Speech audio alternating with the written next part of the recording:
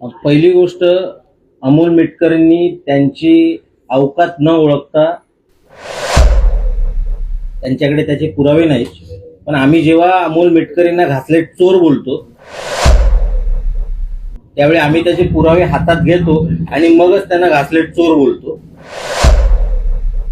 माझं त्या मिटकरींना आव्हान आहे, आता तुमच्या हातावरती लिहून घ्या, मेरा बाप घासलेट चोर आहे.